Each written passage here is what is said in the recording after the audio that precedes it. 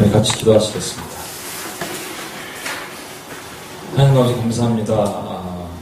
오늘도 주님께서 우리와 동행하시고 또 성령 하나님이 우리 안에서 말씀하시는 것을 저희가 듣기를 원합니다. 하나님, 또 부족한 자가 말씀을 증거할 때 하나님께서 알려주시는 것만 증거하기를 원하고, 또 사람의 생각들은 가리워주시고, 또 말씀을 나누고 우리가 함께 기도할 때 그것이 우리 마음밭에 뿌려져서 결실을 맺는 역사가 일어날 수 있도록 도와주시옵소서. 눌려있는 자 자유케 되게 하시고, 하나님 회복의 은혜가 또한 말씀 가운데 일어날 수 있도록 도와주시옵소서. 감사드리며 우리를 원하신 예수님의 이름으로 기도합니다. 아멘. 네, 반갑습니다. 우리 옆 사람에게 이렇게 한번 인사하겠습니다. 당신 때문에 열방이 복을 받습니다. 한번. 네.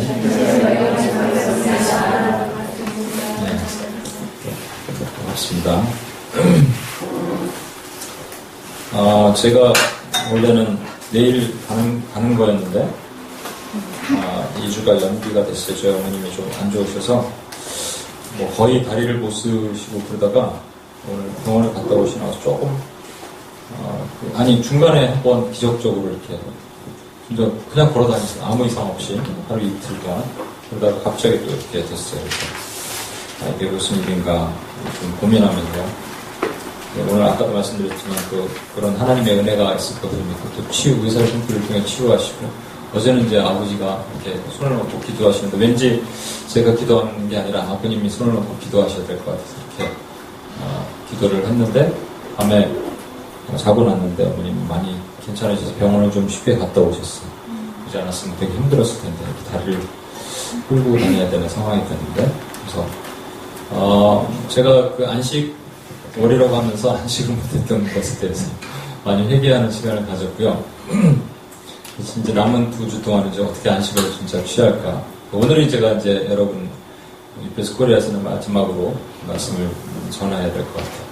다음 주에는 저희가 이렇게 나중에 광고하시겠지만 다음 주, 다다음 주에 또 이제 프로그램이 있으니까 어떤 말씀을 마지막에 UPS 코리아는 또 이렇게 전하고 제가 미국으로 돌아갈까 이렇게 생각을 하면서 지지난주에 중보자 초청의 밤 때 제가 전했던 말씀이 그거였잖아요. 애곡하는 분야를 불러 모으라. 지혜로운 분야를 불러 모으라. 하나님께서 그렇게 원하신다는 거예요. 근데 지금은 모으는 사람도 없고 지혜로운 사람도 없어요. 지혜롭다는 것은 분별할 수 있는 사람인데, 그래서 주님의 마음이 너무 아파하시는 거죠. 애곡하는 여인, 지혜로운 여인을 불러 모아야 되는데 이 현실이 녹록치 않은 이 세대 가운데 하나님께서 우리에게 또 요구하시는 것이 한 가지 더 있다는 것을 발견해서 여러분이 너무나 쉽게 많이 잘 아는 말씀을 가지고 좀 얘기를 나누고자 합니다. 마태복음 5장입니다. 마태복음 5장 14절로부터 15, 16절 있는 말씀을 제가 나누겠습니다. 마태복음 5장 14, 15, 16절 제가 읽겠습니다. 너희는 세상의 빛이라. 산 위에 있는 동네가 숨겨지지 못할 것이요 사람이 등불을 켜서 말 아래 두지 아니하고 등경 위에 두나니 이러므로 집안 모든 사람에게 비치느니라. 이같이 너희 빛이 사람에게 비치게 하여 그들로 너희 착한 행실을 보고 하늘에 계신 너희 아버지께 영광을 돌리게 하라. 16절 같이 한번 읽을까요? 시작. 이같이 너희 빛이 사람에게 비치게 하여 그들로 너희 착한 행실을 보고 하늘에 계신 너희 아버지께 영광을 돌리게 하라.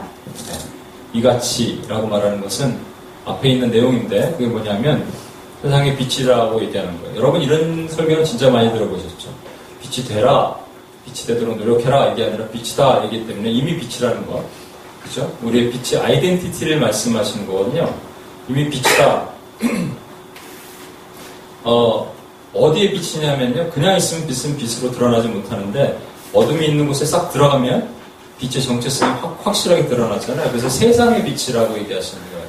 세상에는 예수님께서 자꾸 왜 우리를 세상으로 보내려고 그러시는지, 70인 전도할 때도 세상으로 보내셨거든요. 그러면서 이렇게 말씀하셨어요. 내가 너희를 세상으로 보내는 것은 마치 어린 양을 이리 때 보내는 것 같다. 이렇게 이리 때 보내는 것 뻔히 알면서도 예수님은 우리를 세상으로 꼭 보내려고 하셨어요.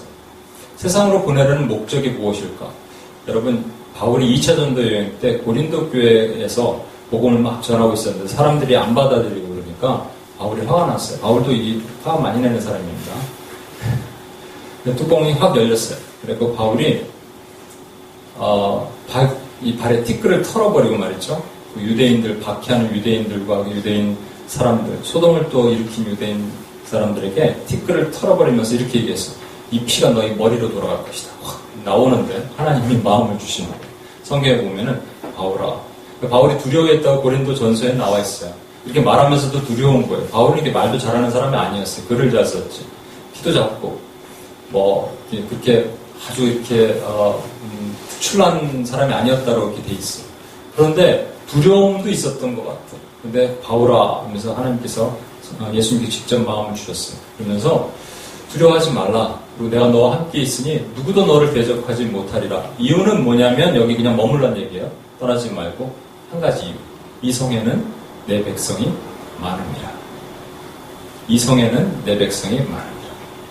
그래서 주님께서 우리를 세상으로 보내신 이유는 딱 한 가지입니다.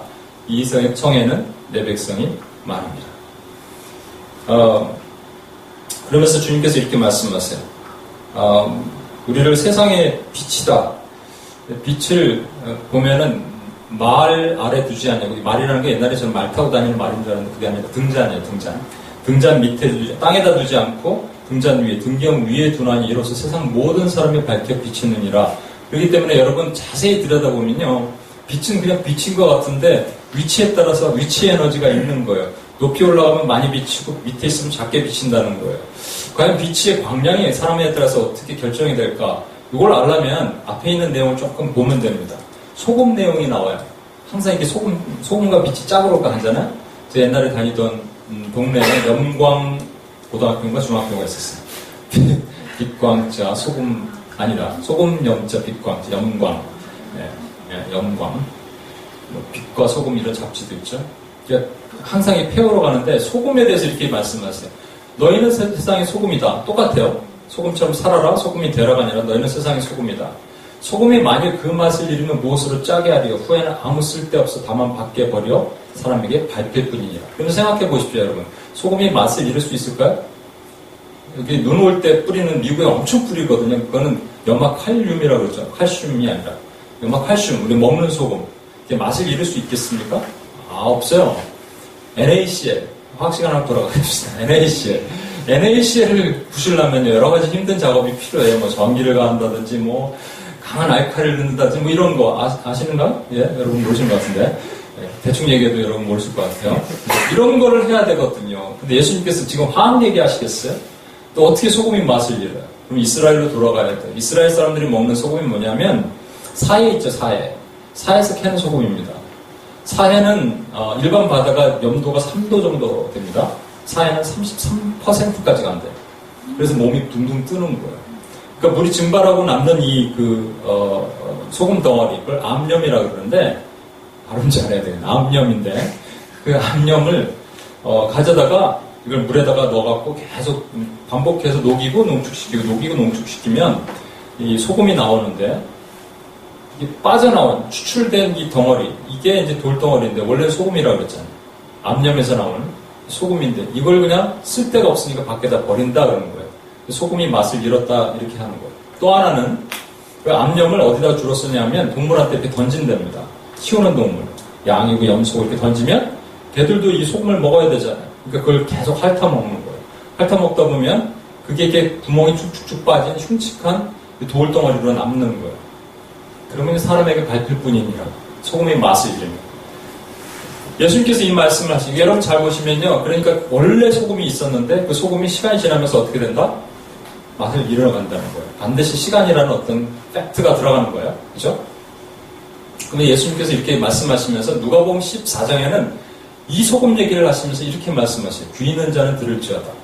이 소금이라는 것은 너희는 세상의 소금이다. 소금처럼 잘 살아라. 이거는 규범이고 도덕률 같잖아요. 이건 뭐 귀 있는 자는 들을 필요 없잖아요. 그냥. 우리 다 듣잖아요. 무슨 귀 있는 자가 들어야 될 이유가 있습니까? 근데 예수님께서 귀 있는 자는 들을지어다라고 얘기하실 때는 매우 중요하고 귀 있는 사람만 들어야 되는 특별한 거예요. 이런 얘기를 하실 때 어떤 때 얘기하셨냐면요.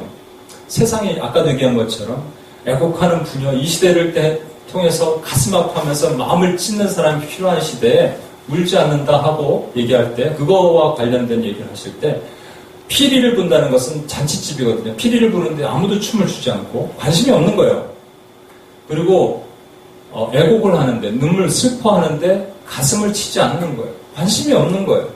그런 시대가 이 시대구나라고 얘기하실 때 귀 있는 자는 성령이 그에게 하신 말씀을 들을지어다 이렇게 얘기하셨어요. 또 하나는 여러분 옥토 비유 아시죠?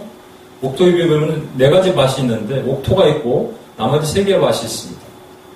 여러분 3개의 밭에서 그 씨를 뿌린 사람도 문제지만 예수님께서 그 표현하시려고 뿌렸겠지만 그 3개의 밭이 어떻게 과연 그런 밭이 됐을까? 길가는 그냥 길가고 옥토를 여러분 계속 밟고 다니면 길가가 될까요? 안 되나? 이게 되게 여기서 우리가 이렇게 다루는 좀 무거운 얘기, 교리적인 얘기니까 빨리 지나가려고 그랬는데 여러분이 아니라고 고개를 흔들어서 제가 조금만 더 얘기하겠습니다. 그냥 옥토를 가만히 놔두면 10년 놔두면 어떻게 되냐면 가시가 자라겠죠. 그렇죠? 옥토를 가만히 놔두면 거기에 돌밭이 생기겠죠. 가만히 놔두면 사람이 다니면 길가가 생기겠죠. 라고 얘기하는 A파가 있고, 옥토는 절대로 가시가 생길 수가 없고, 옥토는 절대로 돌밭이 생길 수가 없고, 옥토는 절대로 길가가 될 수 없다라고 얘기하는 사람들이 있습니다. 뭐 저는 이제 교리예요, 이게. 구원에 대한 교리. 이걸 다 떠나서, 예수님께서 왜 귀 있는 자는 성령의 교회에게 하신 말씀을 들을지어다. 이거 마지막 7교회 할 때도 서만학교회, 에베소교회 계속 말씀하시면서 귀 있는 자는 들을지어다, 귀 있는 자는 들을지어다 하거든요. 그럼 여기서 예수님께서 소금 얘기하시고 빛 얘기하실 때 분명히 빛의 광량을 얘기했고 소금의 맛이 있고 없어짐, 맛을 잃어버린 소금 얘기하실 때 분명히 예수님 이걸 얘기하고 강조하고자 하시는 거예요. 뭐냐면 교회 안에 짝퉁이 있다. 진짜와 가짜를 말하고 싶으시고 지금 누구한테 말하시냐면 귀가 있는 사람 진짜에게 너희는 들어라 이렇게 얘기하시고 가짜는 얘기해도 듣지 못한다는 거예요. 제가 옛날에 한번 말씀드렸는데 제가 생각했을 때는 교회에는 4종류의 사람들이 있는 것 같아요. 첫 번째는 우리가 빛으로 살면서 빛은 여러분 애굽이라는 데 오늘 그림을 보여드리려고 했는데 이걸 그냥 시간이 없어서 안 하는데 처음 보시는 분은 이 그림을 보시면 좋겠는데 그냥 애굽이라는 땅에서 우리가 이렇게 건너오면 홍해를 건너서 건너왔습니다. 그럼 지금 어디 있냐면 어디 있죠? 네, 광야에 있는 거예요. 광야에서 요단강을 건너면 가나안으로 들어가는 겁니다. 이렇게 우리 인생은 3가지 여정이 있어요. 구속의 여정인데 3가지 여정이 있어요. 애굽, 홍해를 건너서 광야, 그리고 요단강을 건너서 가나안 이렇게 들어가는 겁니다. 문제는 이제 가나안을 어떻게 들어가느냐 이 문제가 있죠. 저와 여러분이 지금 광야라는 곳에서 뭘 받고 있냐면 연단과 훈련을 받고 있는 거예요. 광야 학교 얘기하잖아요. 그렇죠? 근데 저는 광야로 넘어온 순간 우리는 뭐가 되냐면 우리 아이덴티티는 빛의 자녀가 돼야 돼요. 빛이에요, 빛. 빛은 무슨 빛이 되도록 노력하라 그러니까 막 몸에서 빛이 쫙 올라오고 이게 아니고 그냥 빛이라는 거예요. 넘어오면 빛이라는 거예요. 근데 제가 한번 말씀드렸을 것 같은데 4종류의 빛의 크리스찬이 있는 것 같아요. 첫 번째는 빛을 숨기고 살아. 평생. 전 평생을 빛을 숨기고 사는 사람을 봤습니다. 크리스찬인데 나중에 알았죠. 평생이 아니라 되게 오랫동안 20년 정도 크리스찬인지 몰랐어요. 깜짝 놀랐어요. 나중에. 그런데 이런 사람들은요 본인도 마음이 괴롭습니다. 뭐 사람들 술자리에서 기독교, 개독교 얘기하고 그러면 자기도 마음 찔리지만 같이 웃어주고 하지만 막 마음이 힘들고 막 이러한 사람들이 많이 있어요. 두 번째는 빛이 탄로났어요. 어쩌다가 탄로났어요. 뭐 기도하다가 있는 걸 탄로났든지 아니면 성경책이 뚝 떨어졌든지 어떻게 해갖고 막 탄로났어요. 교회 가는 걸 누가 봤다든지 해갖고 사람들이 놀란 주변에 너 교회 다녀? 이렇게 놀라면서 전혀 사람들한테 영향력을 끼치지 못하고 교회 다니는 모습 같지도 아닌 이런 모습을 살아가는 사람들 이런 경우가 가끔 있습니다. 세 번째, 이게 가장 많은 케이스가 세 번째, 네 번째. 지난번에 한번 말씀드렸는데 세 번째는 빛의 아이덴티티 나는 크리스찬이다 라고 정체성 확실하게 딱 선포하고 얘기해요. 밥 먹을 때도 열심히 기도하고 사람들 앞에서 넌 크리스찬 앞에서 분명하게 얘기해요. 그런데 그것 때문에 힘들어. 직장생활 조 터지기만 해. 그것 때문에 계속 부닥쳐. 그것 때문에 계속 걸려. 그것 때문에 그것만 없었으면 그냥 넘어갈 일들이 그것 때문에 힘들어져. 이런 일들이 계속 있는 경우입니다. 그래서 저는 이것을 버틴다고 표현하고 싶어요. 버틴다. 네 번째가 뭐냐면 똑같이 크리스찬의 정체성을 드러내고 분명히 얘기했는데 그 다음부터 버티는 게 아니라 승리하는 거예요. 승리와 버티는 거의 차이를 제가 좀 이따 한번 설명을 드릴게요. 이렇게 네 종류의 사람이 있는데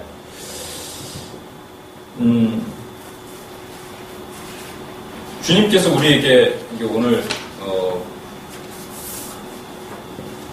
뒤에 그림을 상상을 해보십시오, 여러분.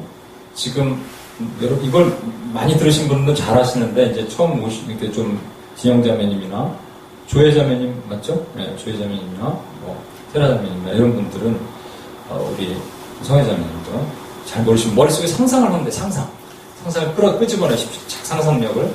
자, 이 오른쪽이 뭐냐면 애굽이에요. 애굽에서 홍해를 건너, 홍해는 세례를, 영적 세례라고 했어요. 홍해를 건너서 우리가 지금 광야 땅에 살고 있단 말이에요. 광야 땅에서 하나님께서 어디로 들어가라고 그랬냐면 이스라엘 백성들에게 저기 가나안으로 들어가라고 그랬어요. 가나안은 몇 족속에 살고 있었냐면 7족속에 살고 있었습니다. 제가 읽을게요. 여러분 찾지 마시고 신명기 7장입니다. 내 하나님 여호와께서 너를 인도하사 내가 가서 차지할 땅으로 들이시고 내 앞에 여러 민족 헷 족속과 기르가스 족속과 아모리 족속과 가나안 족속과 브리스 족속과 히위 족속과 여부스 족속 또 너보다 많고 힘센 7족속을 쫓아낼 때에 그 7족속이 가나안에 있는 7족속을 쫓아내라 이렇게 얘기하셨다는 거예요. 근데 실제 가나안에 7족속이 있었을까요, 여러분? 아니에요. 그리고 가나안으로만 들어가라고 그러셨을까요? 여호수아 1장입니다. 제가 한번 찾아서 읽을게요. 여러분 보세요. 1장 4절입니다. 곧 광야 내가 모세에게 말한 바와 같이 너의 발바닥으로 밟는 모든 것은 내가 너에게 주었노니 여호수아에게 하신 말씀이에요. 곧 광야 이 레바논에서부터 큰 강 유브라데 강까지 헷족속의 온 땅과 또 해지는 대해까지 너희의 영토가 되리라. 지금 이 가나안에 있는 7족속 오른쪽으로 가면 지금 이스라엘의 지도상으로 보면 오른쪽으로 가면 암몬, 모함, 에돔이 있었습니다. 이거 포함 안 돼 있습니다. 지금 유프라데스 해족속의 오른쪽으로 가면요. 거기는 무슨 족속이 있는지도 몰라. 수많은 족속이 있을 거예요. 지금 7족속을 얘기했는데 분명히 영토는 더 많은 땅을 해지는 데 서쪽부터 해지는 데서부터 해 뜨는 데까지 다 주신다고 얘기했어요. 그러니까 7이라고 말하는 것은 분명히 우리가 생각하셔야 돼요. 이것은 진짜 7족속을 얘기하는 거 아니고 상징이라는 것을 여러분 분명히 아셔야 돼요. 한번 성경을 찾아보겠습니다. 계시록 17장. 계시록 17장.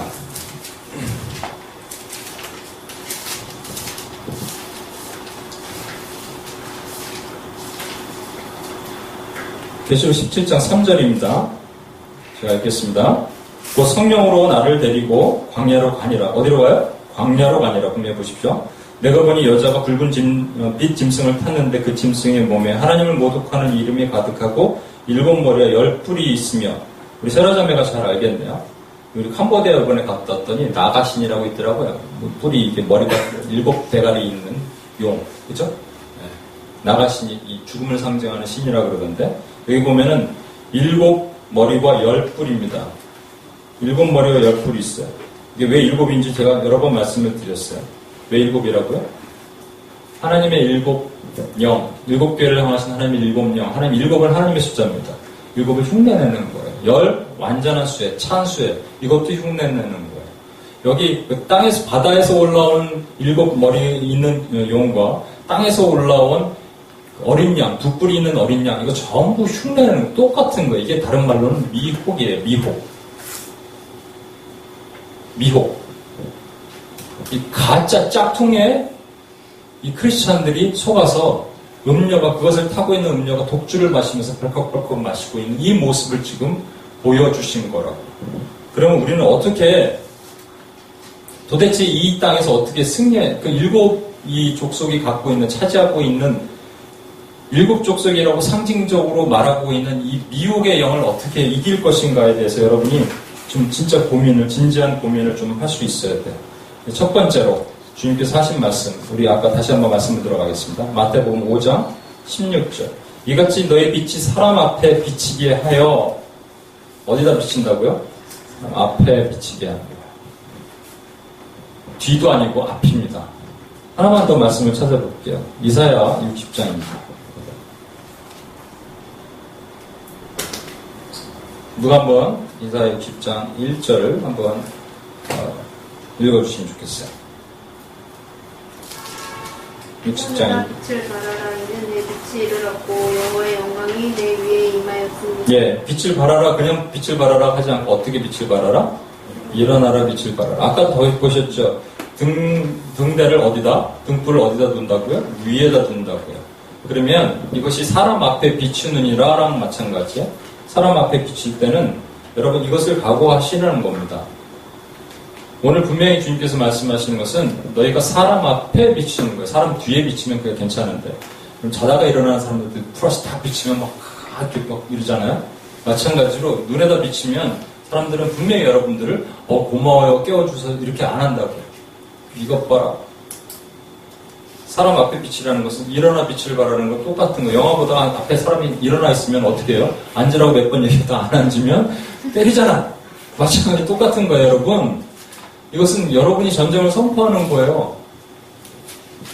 빛을 발할 때 그냥 함부로 하게 되면 아주 큰일 나거든요. 그런데 주님께서 분명히 일어나 빛을 발하라고 하셨어요. 그러면 그 다음에는 하나님이 책임지신다는 거예요. 아까 읽었던 17장, 계시록 17장 14절 제가 읽을게요. 그들이 어린 양과 더불어 싸우려니와 어린 양은 만주해 주시어 만왕의 왕이심으로 그들을 이기실 터이요 또 그와 함께 있는 자들을 부르심을 받고 택하심을 받은 진실한 자도 이기리라. 우리가 일곱 족속, 가나안의 일곱 족속을 들어가서 주님께서 싸워서 승리하기를 원하시는데 그 땅에 있는 일곱 족속이라는 것을 오늘날 제가 다시 한번 풀어드리면 이겁니다. 우리 개인으로 따지면 나를 미혹하는 수많은 것들,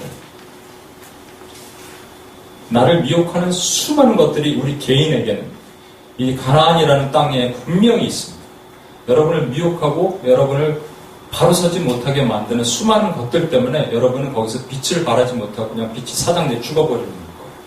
여러분 미혹하는 수많은 것들 플러스 또 다른 일곱의 미혹의 정체는 교회를 미혹하는 수많은 것들. 교회는 우리 자신과 동시에 우리 공동체예요. 그렇죠? 이 수많은 것들, 이 두 가지가 그래서 왜 우리가 승리하지 못하냐면 한 가지를 말씀드리면 우리가 한 번도 이겨본 적이 없기 때문에 승리하지 못하는 거예요. 지는 법은 배웠지만 이기는 법을 배워본 적이 없어요. 여러분 이길 수 있어야 돼요. 오늘날 회개기도 하고 좀 전에 아까 회개기도 했잖아요. 회개기도 하고 회개를 도와주십시오. 하나님 도와주십시오 했잖아요. 그럼 그 다음에 똑같은 죄가 나한테 오면 내가 이길 수 있어요. 예수 이름으로 떠나라 선포할 수 있는 능력이 있는데 그걸 그냥 못 이기는 거예요. 그게 미혹이라니까요. 하나님처럼 다가온다니까요. 그게 뭘로 다가오냐면 우상으로 다가오고요. 이게 마치 하나님의 음성처럼 다가오고 하나님 나를 이끄시는 것처럼 다가온다니까요. 미혹이라니까요. 교회 공동체에 다가오는 건 조금 크니까 마크로 하니까 우리가 이해하기 좀 쉽지만 내 삶 가운데 들어오는 거는요. 내가 이기지 못하는 이유는 뭐냐면 이길 능력이 없거나 이길 힘이 없거나 이길 마음이 없는 건데 어떨 때는 이게 하나님처럼 다가오는 거예요. 하나님의 음성인가? 하나님인가?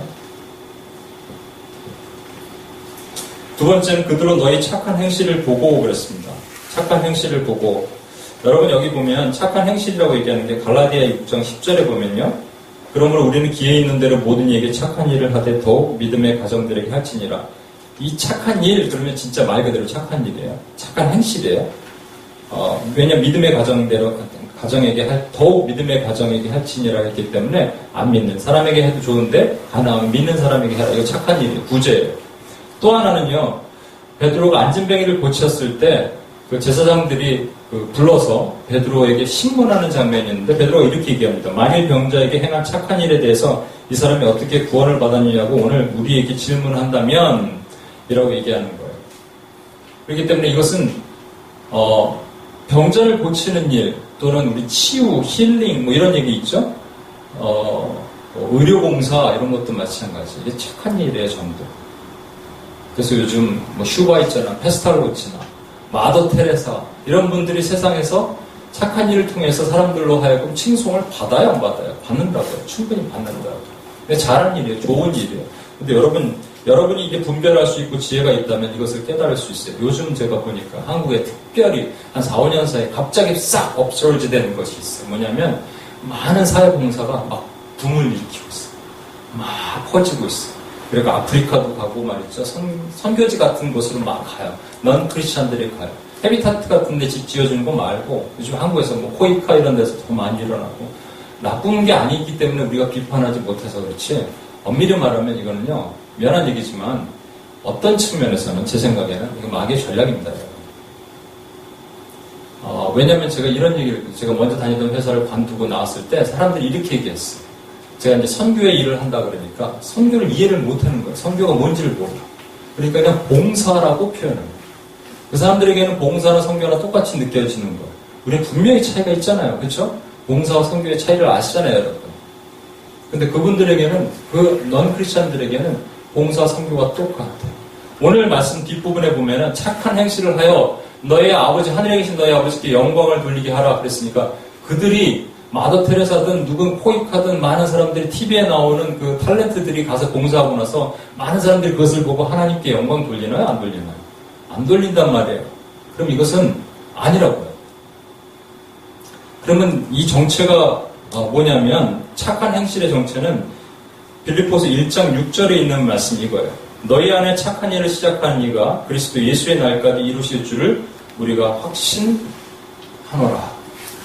우리 안에 계신 그리스도께서 착한 일을 내 안에서 시작하셨대요. 어떻게 시작하셨어요? 우리 안에서 나를 구원시키셨어요. 그리고 우리가 죽을 때까지 그 구원을 완성해 나가시는 거예요. 이것이 하나님이 우리 안에서 시작하신 착한 일을 우리 안에서 이뤄 나가시는 일이에요. 그렇다면 우리가 행하는 착한 행실, 그리스도의 빛을 막 발했단 말이에요. 제가 그리스도의 아이덴티티를 사람들 자고 있는데 랜턴을 탁 켜갖고 사람들 깨웠어요. 이게 뭐야 이게. 그랬는데 I'm Christian 했단 말이에요. 그때 사람들이 착한 행실 이러겠냐고요. 이건 아니라는 거예요. 분명히 그 착한 행실이라는 그 뜻에는 그러고 나서 사람들에게 발 씻어주고 먹을 거 갖다 준다고 사람들이 하나님의 영광 돌리겠냐고요. 아니란 말이에요. 그럼 착한 행실의 본질을 여러분 깨달아야 되는 거예요. 그게 뭐냐면 우리 안에서 착한 일을 하신 그 이로 하여금 착한 행실이 드러나야 돼요. 그러니까 다른 표현으로 착한 행실은 이거예요. 한마디로. 하나님의 신의 성품에 참여하는 거예요.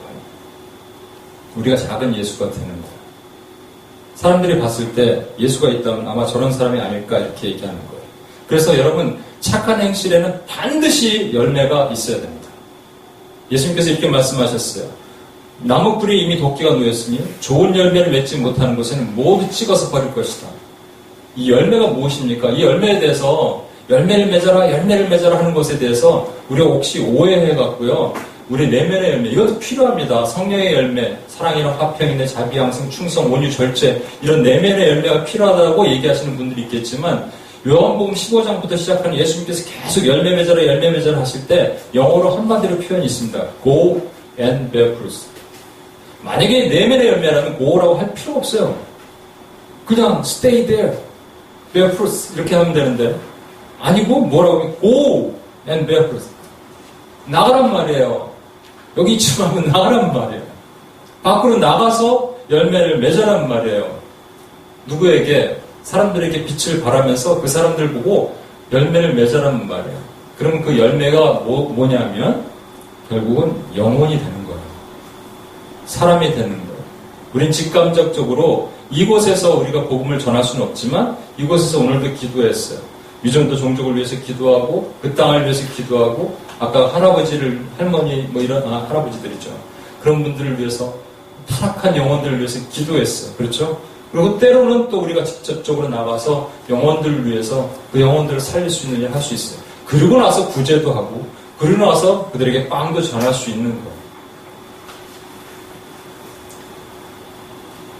세 번째, 하늘에 계신 너희 아버지께 영광을 돌리게 하라. 제가 정말로 많은 삶 가운데 정말 많이 듣는 얘기가 겁니다.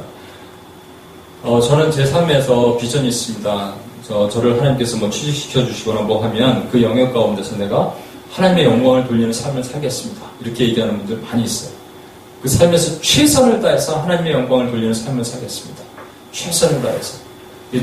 되게 거창해 보이고 멋있어 보이지만 엄밀히 말하면요, 이거 악하고 게으른 종의 전형적인 표본입니다. 왠 줄 아십니까? 이렇게 구체적이지 않고 이 정확하지도 않은 이 표현은요, 주님이 나중에 나타나셔서 너 내일을 했냐 그랬을 때 이 정확한 채점을 맺기 애매한 행동을 하는 거예요. 이번 아시안게임에서 제가 여러분도 그러겠지만 가장 안타까운 한 선수가 있었어요. 박태환이 좀 안타까웠어요. 그렇죠? 금메달 하나만 땄으면 좋았을 텐데 동메달 4개인가요? 은메달 하나 땄어요. 그것도 귀한 거지만 너무 안타깝더라고요. 박태환 수영장에서 많은 사람들이 지켜보는 가운데 하나만 땄으면 그래도. 그런데 이제 그동안 20개 메달을 땄다 그러더라고요. 많은 사람들이 해설자부터 시작해 저도 안쓰럽고 안타깝지만 그래도 격려하는 거. 왜냐면 그가 최선을 다한 모습을 봤거든요. 그러면요, 최선을 다했기 때문에 사람들이 격려하고 위로합니까? 우리가? 아니에요. 엄밀히 말하면요, 박태환이 왜 최선을 다했는데 사람이 격려하고 위로하냐면 박태환은 그 전에 최고가 됐었거든, 한 번, 두 번. 근데 저와 여러분이 말이죠, 열심히 공부했는데 최선을 다했는데 여전히 최고가 되지 못한, 최고가 아니라 근처도 가지 못하면 그냥 사람들은 여러분을 그냥 바보라 이렇게 생각하는 거예요. 그게 이 세상이야. 세상의 법칙이라고요. 거기에다가 어떻게 뭐 최선을 다했습니다. 나는 최선을 다했습니다. 그럽니까? 제가 아는 한 형제가 미국에서 유학하고 한국에 오자마자 대기업에 들어갔어요. 가자마자 이렇게 인사를 했답니다. 열심히 하겠습니다. 열심히 하겠습니다. 한 사람이 그러더래요. 열심히 하면 안 되지. 잘해야지. 이게 얼마나 가슴에 맺히는, 이게 한국 사회에 있는 모습 같아요. 잘해야지. 그런데 말이죠. 그러면 크리스찬들도 최선을 다하고 넌 크리스찬들도 최선을 다하고 교회 밖에서도 최선을 다한다고 가르치고 교회 안에서도 최선을 다한다고 가르칩니까? 그럼 분명히 차이가 있어야 되잖아요. 교회와 교회 밖에 차이가 없다면 그게 무슨 교회예요? 기독교에서 가르치는 게 뭐가 차이가 있어요? 여기서 여러분 최선을 다한다는 것은요, 선이 굿니스인데요. 여러분 기독교에는 이거가 진리입니다. 진리와 이론, 사상의 차이점이 뭔지 아십니까? 진리는요, 이 울티메이트 레퍼런스 포인트, 궁극적인 중거점이 있어요. 줄 쫙 끄면요, 답이 어떤 뭐 객관식으로 7치선다, 8치선다 하더라도 답은 딱 하나인 거예요. 나머지 다 틀리는 거예요. 이게 분명한 것이 진리고 이게 기독교라고요. 기독교는 확실하게 선이 하나예요. 세상에는 의인은 없나니 하나도 없다라고 말씀하셨기 때문에 선이 딱 하나라고요. 선이 누구예요? 그렇죠. 예수 그리스도예요. 그럼 최선이라고 얘기하는 것은 아까도 얘기했지만 최선은 예수님을 닮아가는 삶이에요. 신의 성품에 참여하는 삶이 최선인 거예요. 그 외의 거는 없는 거예요. 오스기니스라는 사람이 있습니다. 저와 여러분에게 예수님께서 일어나 빛을 발하라 이렇게 말씀하시고 그 영광이 임하셨으니 라고 얘기하시고 세상에서 빛을 발하라고 얘기하셨을 때 우리가 궁극적으로 알고 싶어하는 것은 이거예요. 내가 빛을 막 발하면 하나님께서는 그 다음부터 우리 삶 가운데 승리하게 하실까? 아까 얘기했지만 실제적으로 있었던 한 자매 얘기인데 진짜로 그 자매는 삶의 영역에 들어갔더니 기독교인이라는 이유만으로 너무나 핍박을 많이 받았어요. 그래서 진짜 도장 탈모도 생겼어요. 머리 이 땜빵같이. 또 하는 자매는 실제 한국에 있었던 자매인데 그 자매는 정말로 너무 이렇게 힘들게 직장 생활을 했어요. 크리스찬인 이유만으로 술도 안 먹는다고 뭐 한다 그래요. 그래갖고 이 피부병이 너무 심하게 생겨갖고 그 병 치료하는 비용으로 자기 월급보다 더 많이 나갔다는 얘기를 내가 들었어요. 그쵸? 누군지 아시죠? 네. 모르세요? 네, 알아요. 제가 듣기로 한 3명 정도가 아주 심각하게 직장생활 힘들어가서 결국 다 포기했어요.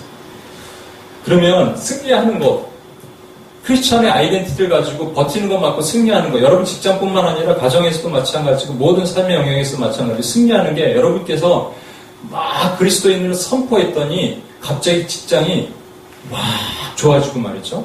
그런 일이 생기는 것이 승리하는 건가요? 제가 옛날에 좀 오해를 하고 그런 일이 있었어요. 옛날 옛날에 다니던 직장에 한 7, 8년 전에 왔을 때 제가 미국에서 왔다 그러니까 사람들이 이렇게 그때 회식 자리였는데 1시간 한 40분 정도 늦게 갔어요. 그냥 40분 정도 늦게 갔더니 벌써 술판이 벌어졌고 막 큰 어떤 삼겹살집을 빌렸더라고요. 근데 이제 제가 갔더니 이제 다들 막 얼굴이 막 이렇게 얼큰하게 취해들 있어요. 제가 이제 옥수수 수염차 있죠. 옥수수 수염차를 앞에다 딱 갖다 놨습니다. 딱 갖다 놓고 술을 들고 오는 사람도 있습니다. 아유 오랜만에 오셨습니다. 그러면 제가 이제 옥수수 수염차 딱 들면 진짜 예수 이름으로 떠나가는 거예요. 그냥 전 하루 몇시 떠나서 촥 떠나가고 예 알겠습니다. 그리고 다 돌아가는 거예요. 근데 제가 딱 보니까 저 구석에 있는 한 형제가 보이는데 그 형제가 어떤 형제였냐면요. 제가 이제 처음 본 형제였는데 그때 점심 먹을 때 같이 먹는데 남들은 이제 저도 기도할 때 사람들 이렇게 넌 크리스찬들 많이 있으면 기도할 때 그냥 그 정도로 기도하잖아요. 하나님 감사합니다. 아멘. 이렇게 기도하잖아요. 근데 이 형제는 거기서 부흥회를 하고 앉았어요. 그러니까 사람들이 옆에서 아이 참. 근데 얘기 들으니까 좀 약간 왕따도 당하고 말했죠. 일도 잘 못하고 뭐 그런다는 얘기를 들었어요. 이거 들으면 안 되는데. 네. 나가지 않죠, 참. 막 그런 얘기를 들었는데, 근데 저는 같은 크리스찬이니까, 그리고 제가 이제 교회 다니냐고 물어보고, 뭐 교회에서 여러 가지 뭐 청년부 회장도 하고 뭐도 하고 여러 가지 한다 그러더라고요. 너무 귀하더라고요. 근데 딱 보니까 그 형제가 보이는 거예요. 저 구석에서. 얼굴은 홍당무처럼 빨개져갖고 반 실신 상태로 이렇게 쓰러져 있어요. 얼마나 매겼으면 이게 쓰러져 있어요. 그래서 제가 이리로 오라 그랬어요. 여기 오라고. 그랬더니 막 정신 차리고 오더라고요. 그래서 제가 먹던 이제 해장국, 저는 늦게 갔을 때 뭐 해장국을 하나 시켜갖고 마시라고, 먹으라고, 좀 깨라고. 근데 먹으면서 제가 봤는데 눈물이 이렇게 그렁그렁한 걸 봤어요. 제가 떨어지기 일보 직전 있죠. 떨어지기 일보 직전 그렁그렁. 뭔지 아시겠어요, 여러분?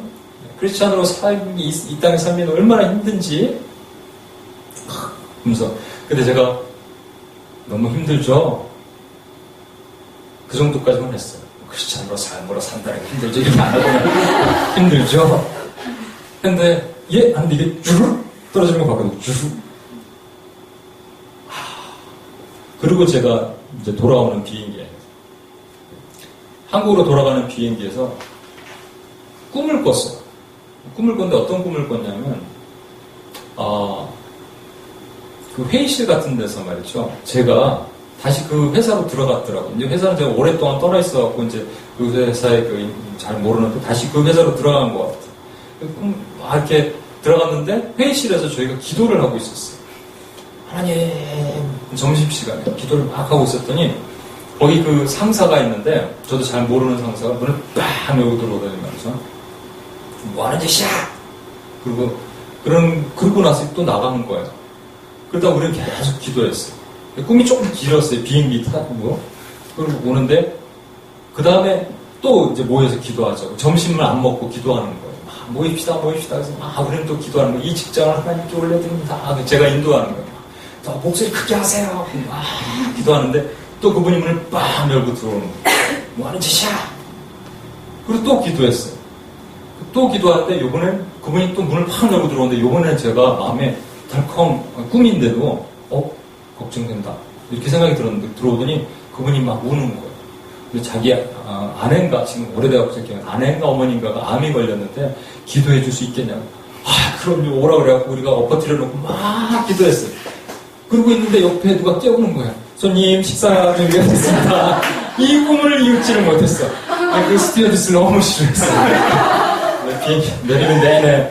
그러면서 내가 주여 안 되겠다. 꿈을 그냥 내 생각으로 연장을 하자. 지갑을 열어서 그렇구나. 이 방법이구나. 생각을 했는데 그것은 아이디얼 케이스였어. 그럴 수도 있고 아닐 수도 있고.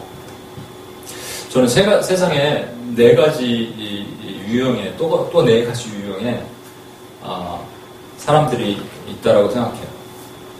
승계 얘기를 하는 겁니다. 여러분 잘 한번 들어보십시오. 세부, 심가. 세상에서 부유하고 심령이 부유해요. 세상에서 부유하고 심령이 부유하기 때문에 아쉬운 게 하나도 없어요. 진짜 돈도 많고. 제가 아는 어떤 형제의 그 직장 CEO가 아주 젊은 나이에 CEO가 됐더라고요. 외국인 회사인데. 그런데 술 먹고 뭐 2차, 3차 항상 그렇게 이끄는 회사예요. 거기도 크리스찬들이 많은데 너무 힘들어하는 거예요. 그 형제들도 너무 힘들어하고 너무 괴로워하고 다들 막 배 아파하고 막 그 스트레스 때문에 말이죠. 진짜로 머리털 빠지기 일보 직전까지 가는 것 같아요. 근데 이분은 교회도 다니는데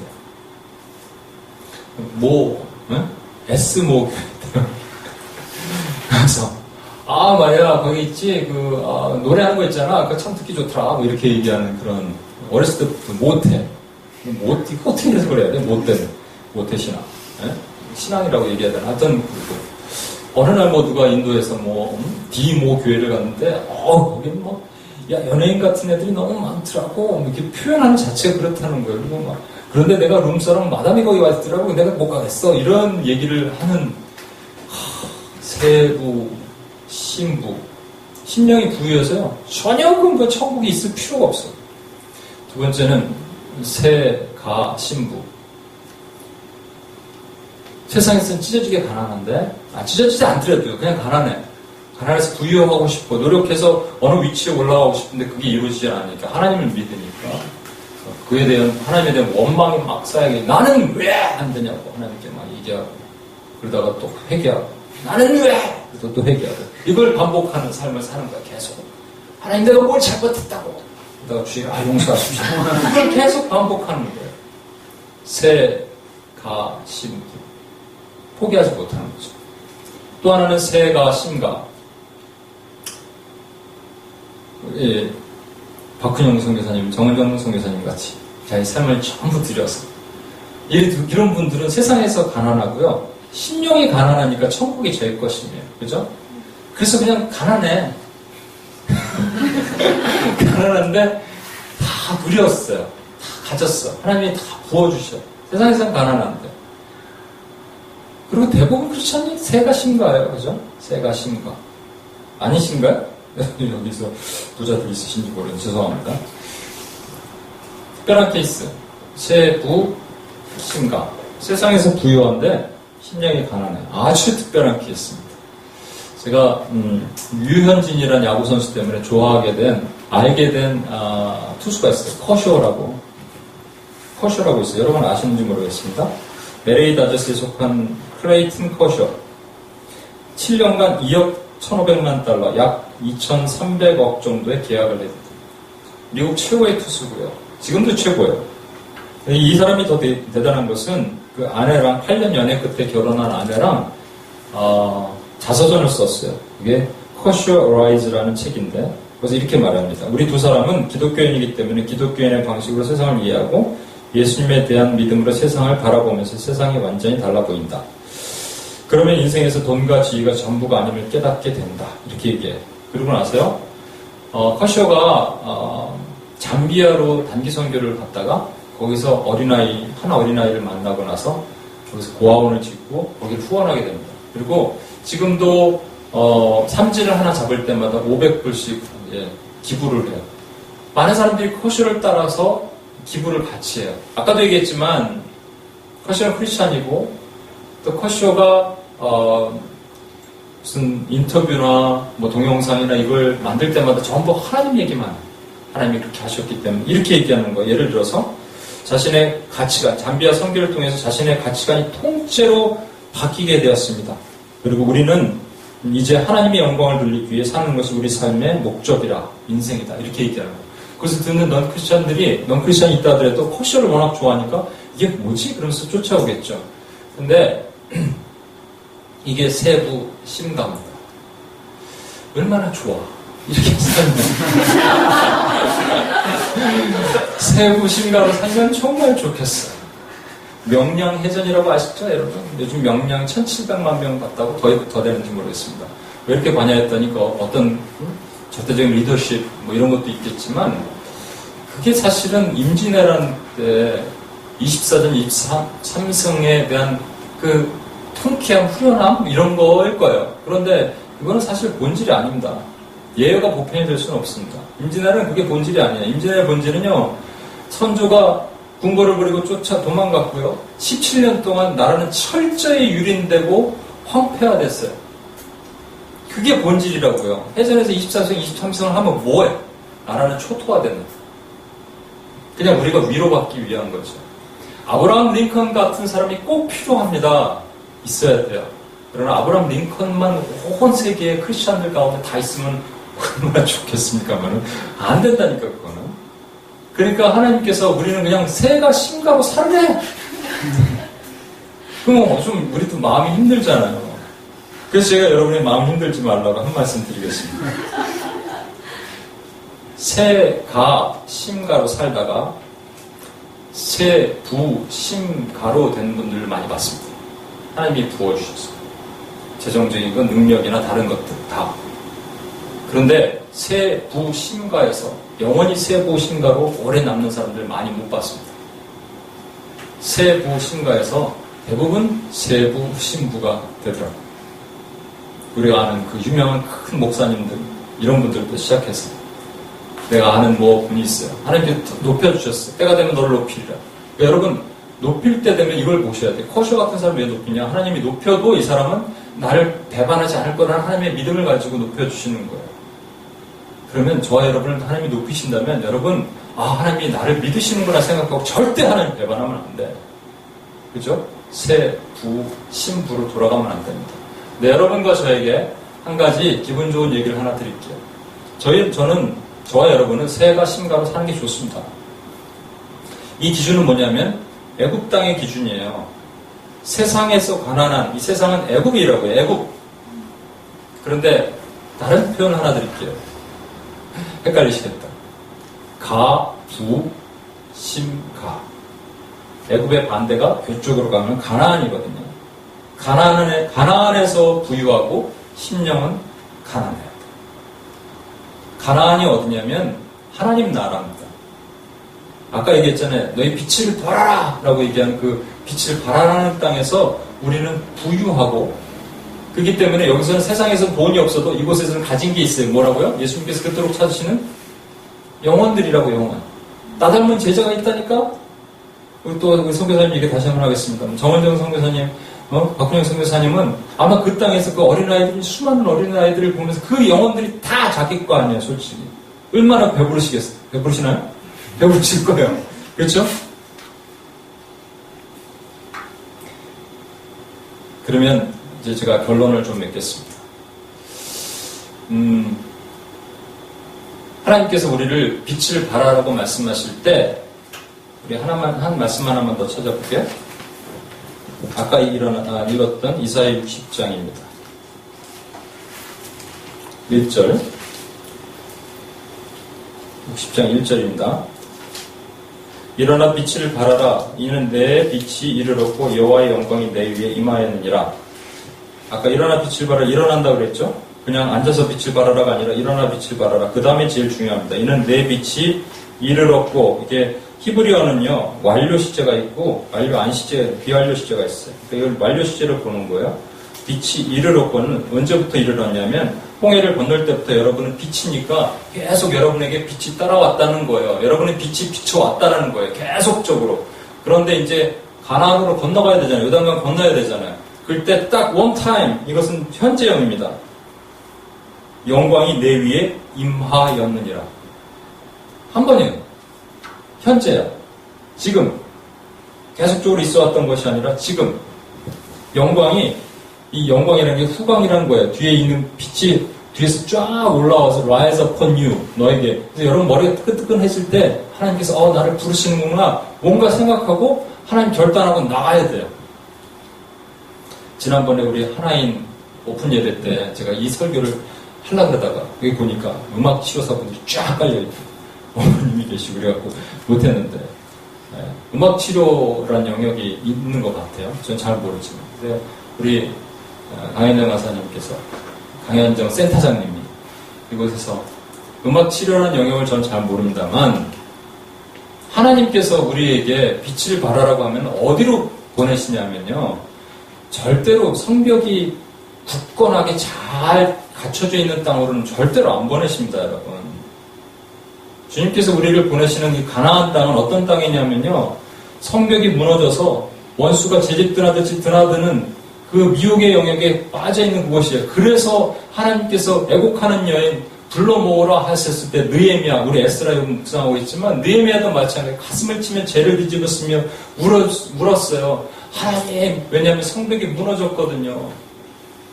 다 혼합되고 섞여 있다라고 분명히 들었거든요. 이방 여인과 결혼하고 민족이 혼합되어 있다는 걸 들었거든요.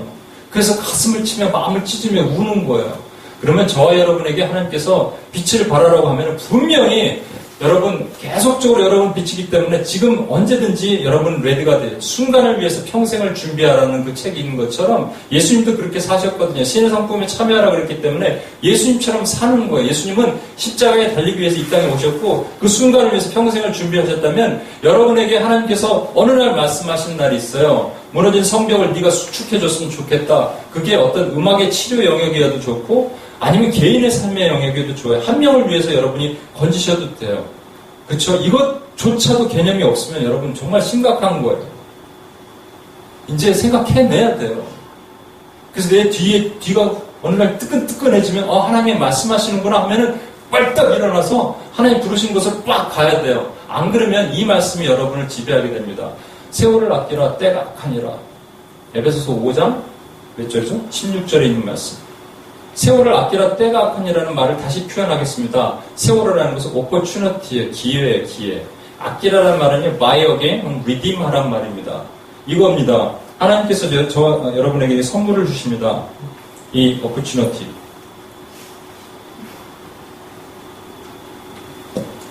주셨어요. 근데 잠깐만 일어나서 내가 줬는데 안 받는다 그래가지고 그리고 가서 앉았어요. 그러면 분명히 이 뒤에 하나님의 영광이 임하여서 이 지연자매로 하여금 이것을 받으라고 하나님께서 말씀하셨는데 안 받겠다는 거예요. 그러면 하나님께서 그래 너 안 주고 얘 당연히 줘야지 아나 일로 와 이렇게 하실까요? 하나님은 그렇게 하실 수 없어요. 왜 하실 수 없냐면 하나님이 신실하시기 때문에 하나님 절대 하나님의 성품이 그걸 허락지 않으시는 거예요. 그러면 어떻게 해야 되냐면 시간이 조금 지난 다음에 다시 와. 그런데 첫 번째 줬을 때 요거 1,000원이야. 근데 두 번째 갖고 왔을 때 이게 10,000원이 되고요. 세 번째도 안 받으면 그다음부터 기하급수적으로 팍 올라가면 100만 원 되고 그 다음에 안 받으면 1억 원 되는 거예요. 이걸 redeem, buy again 다시 사는 거예요. 이 기회를 살아나는 거예요. 하나님이 한번 특정하시고 하나님이 작정하신 그것은 반드시 이루십니다. 그런데 그것을 내가 하나님이 주셨을 때 바로 받으면요. 그 은혜가 나에게 임하는 거예요. 그렇죠? 승리. 다시 이제 마지막으로 돌아가겠습니다. 하나님께서 저와 여러분을 무너진 삶의 현장 가운데 요 얘기 좀 몇 분이요. 요 얘기만 더 할게요. 제가 그때도 얘기하다 못했는데 제가 저는 신학의 현장밖에 모릅니다. 그렇죠? 여러분 각각의 영역이 있을 거예요. 우리 지연 자매님 저랑 이렇게 이메일도 교환하면서 어디 가서 이제 이번에 한 강의를 맡게 됐는데 그게 되게 어려운 주제죠. 진화론과 관련되고 이런 거. 이걸 어떻게 할까? 진화론을 어떻게 설명할 거예요, 진짜? 학생들에게. 진화론은 허구예요. 이렇게 할 거예요? 또 어떻게 이 얘기를 해줄 수 있을 거예요? 그럼 여러분 준비하십시오. 연구하십시오. 티칭하지 못하는 사람들, 이 자리에 없어도 상관없어요. 한 명을 위해서 제가 평생을 준비할 수 있잖아요. 한 사람의 영혼을 구원하기 위해서 연구하고 준비할 수 있잖아요. 이 사람이 지금 어떻게 구원받을 수 있을까 연구하고 준비할 수 있잖아요. 하십시오. 그리고 하나님의 때가 되면 하나님의 뒷머리가 뜨끈뜨끈하게 만들어주신 그때 빨떡 일어나서 빛을 발하는 빛의 현장으로 달려가는 거예요. 하나님께서 부르실 때. 분명히 마음을 주실 거예요. 기회를 주시면 그냥 취하는 거예요. 이게 뭐냐면 승리의 길이에요. 절대로 우리는요 세상을 바꾸고 변화시키지 못합니다. 이게 오해하지 마십시오. 교회는요 세상을 바꿀 수 없어요. 아브라함 링컨 같은 사람은 그냥 아주 극소수예요. 우리는 절대 세상을 바꾸지 못한 새가 심가예요. 그러나 우리가 할 수 있는 것이 하나 있어요. 그게 바울의 빌립보서 1장에 고백했던 거예요. 내가 죽는 것이 나에게 유익하다. 왜냐하면 그리스도가 사셔서 그리스도가 승리하시니까. 그러니까 제가 아까 꿈꿨던 거 있잖아요. 그렇게 꿈꾼 대로 되면 얼마나 좋겠어요. 그래서 아마 하나님께서 그 스튜디오스 통해서 깨우신 것 같아요. 그만. 딱 눈 떠보니까 이게 아니고 옛날에 그렇게 기도했어요. 우리 그렇게 기도하면은 바뀔 겁니다. 직장이. 근데 안 바뀌는데요. 계속 사람들이 얘기하길래 기도를 더 해야 돼요. 이렇게 얘기했는데 그게 아니더라고요. 그게 아니고요. 뭐냐면요. 한 사람이 그냥 그 자리에 있는 거예요. 하나님의 깔때기를 꼽는 하나님의 거룩한 사람 빛이 있으면요. 하나님이 그것을 통해서 하나님이 그 영역에 일하시는 거예요. 근데 분명하게 얘기하는 거예요. 준비를 해야 돼요. 순간을 위해서 우리는 평생을 준비를 해야 돼요. 그것이 어떤 영역이든지 여러분 준비를 해야 돼요. 그러면요. 이것입니다. 우리가 오늘도 미전도 종교가 수많은 것을 위해서 기도하잖아요. 이게 무슨 의미가 있겠어요? 여러분 이게 워킹할 것 같아요? 그런데 우리는 모르지만 한 가지만 말씀을 드릴 수 있는 것이 있습니다. 많은 사람들이 마지막 때 하나님 앞에서 이렇게 얘기할 겁니다. 하나님, 우리를 위해서 기도조차도 아무도 안 했는데 우리가 어떻게 알고 이게 지옥에 갑니까? 말도 안 됩니다. 항변할 때. 아니다! 저기 내방역에서 소수의 사람들이 모여서 너희를 위해 기도했고 내가 그래서 사람들을 보냈는데 너희가 듣지 않았다라고 분명히 얘기하실 수 있는 하나님의 증거가 필요한 거예요. 그래서 두 명은 증인이거든요. 두 증인을 세워두시는 거예요. 무너진 성벽의 현장으로 우리를 이끄십니다. 그리고 세월을 아껴야 되고 빛으로 사는 것은 우리가 사는 것이 아니고 그 땅이 막 드라마틱하게 바뀌면 좋죠. 그것도 있어요. 없다는 게 아니에요. 그러나 보편적으로는 그게 아닙니다. 우리가 죽고 그리스도가 사시는 거예요. 우리는 망하고 그리스도가 흥하는 거예요. 그리스도의 방법을 통해서 그 땅이 바뀌는 거예요. 우리가 세상을 바뀌지 못한 저기 우리 지연자매랑 민생자매 미안하지만 한동대에는 우리가 세상을 변화시킬 것 같다. 좋은 얘기예요. 그런데 변화 못 시킨다니까. 변화시키면 얼마나 좋겠습니까? 변화를 못 시킨다. 대신에 그리스도가 변화시키십니다. 그리스도는 반드시 바꾸십니다. 우리 같이 한번 기도하겠습니다.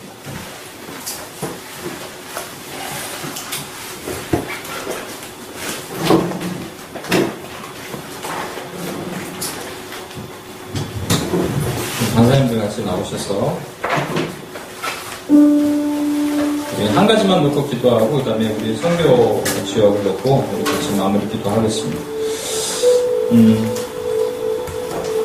일어나 빛을 발하라는 얘기, 너희는 세상의 빛이라는 얘기 많이 들으셨을 거예요. 그런데 가만히 있으면 소금도 맛을 잃어버릴 수 있을 수도 있다는 거예요. 그렇죠? 가만히 있으면 아무것도 안 하면. 그래서 하나님께서 부르실 때 우리는 빛의 아이덴티티를 결코 포기하지 않고 하나님께 콜링하시면 그냥 펄떡 일어나야 됩니다. 그러기 위해서 준비를 해야 돼요. 하나님 준비되지 않은 자, 커쇼 정도 되니까 하나님이 부르셨죠? 저는 못 부르세요. 왜냐면 저는 준비되지 않았거든요. 저를 높이셨다가 제가 교만할까봐. 그래서 교만을 뿔을 꺾고 철저하게 자기를 단련하고 하나님의 영광만을 드러내기로 작정한 사람은 하나님 반드시 쓰십니다. 반드시 쓰세요. 그게 새 부가 아니라도 새가 심가라도 하나님이 쓰세요. 그것은 왜냐면 가나안 땅에서 부유하고 가나안 땅에서 가난하게 만드시기 때문에 이 시간 저와 여러분에게 하나님께서 마음 주시는 제가 마지막으로 이 얘기를 하고 저는 이제 갑니다. 그런데 여러분 그것을 기억하시고 나를 통해서 하나님께서 일하신다는 걸 분명하게 내 기도를 한마디도 하나님 포기하지 않으시고 들으신다는 거. 여러분 기도는요 마지막 때 하나님 분명한 증거로 삼으십니다. 기억하십시오. 그리고 하나님이 부르실 때 일어나십시오. 준비하십시오. 여러분 무너진 영역으로 앞으로 데리고 가시면 준비하셔서 무너진 영역을 수고하세요. 함부로 못한다니까요. 준비된 자가 할 수 있어요. 마음으로 준비된 자, 기술로 준비된 자, 능력으로 준비된 자 할 수 있어요. 말씀으로 준비되고 기도로 준비된 자 할 수 있어요. 하나님께서 부르실 때 그렇게 하기를 원합니다. 하나님 준비시키실 때 내가 듣기를 원하고 깨닫기 원하고 지금이 그때다 얘기할 때 내가 일어나는 믿음을 갖게 되기를 원합니다 하는 마음으로 한번 같이 한번 기도하고 주 앞에 나가겠습니다. 하나님 아버지 시간 기도합니다. 하나님 앞에서 하나님 아버지 우리를 부르시는 그 은혜를 기대하기를 원합니다. 아버지 하나님 준비시키시고 준비된 은혜로 하나님 앞에 나가기를 원합니다. 제가 얼마나 부족하고 연약한지 주님이 아시는데 우리가 얼마나 부족하고 연약한지 주님께서 아시는데 하나님 아버지 우리가 하나님의 나라에 우리가 오게 하나님 들어가기를 원합니다. 하나님 아버지 준비자로서 들어가기를 원합니다. 우리를 준비시켜주시고 하나님 앞에 하나님 아버지 거룩한 하나님으로 나가게 되고 우리가 그렇게 소망합니다. 하나님 아버지 우리가 하나님 앞에 나가게 하시고 우리 여기 주님 앞에 나가게 하시며 하나님 아버지 주님께서 주의 영광